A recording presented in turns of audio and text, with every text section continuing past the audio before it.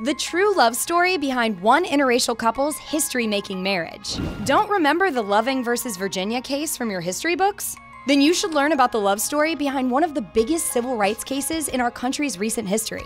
Mildred Jeter and Robert Loving fell madly in love in their hometown of Central Point, Virginia during the 50s. The only problem? Mildred was of African American and Native American descent, and Robert was white, and therefore they could not be wed under Virginia's Racial Integrity Law of 1924, which banned white people from marrying, quote, colored people. When Mildred became pregnant in 1958, Robert got in his truck and drove them 90 miles to Washington, D.C. to get married, where it was legal. The couple were arrested in their own home in the middle of the night, only 2 weeks into their marriage, after police received an anonymous tip that the couple had broken the law.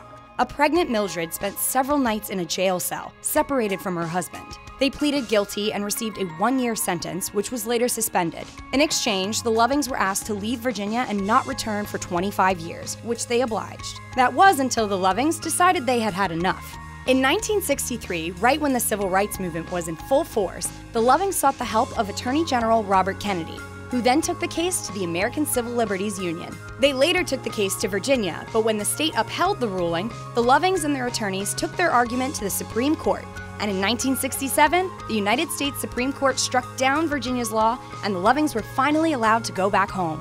The Loving story has been retold many times since. HBO's 2011 documentary, The Loving Story, retells their tale and the politics behind the Loving versus Virginia case. And recently, director Jeff Nichols introduced his feature film Loving to the 2016 Cannes Film Festival. The film has already received Oscar buzz and has been praised for rightfully portraying one of the most important cases in the civil rights era.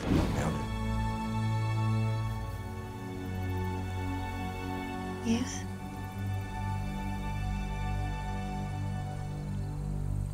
Would you marry me? The Lovings had 8 more blissful years of marriage following the 1967 ruling. Robert and Mildred were struck by a drunk driver on their way home one day in 1975. Robert died at the scene, and Mildred walked away with sight in only one eye. Mildred passed away at the age of 68 on May 2, 2008. She never remarried. The Pew Research Center reported that in 2013 there was a record high number of interracial marriages, with a whopping 12% of Americans marrying someone from a different race. Share if you think everyone should know the Lovings' love story.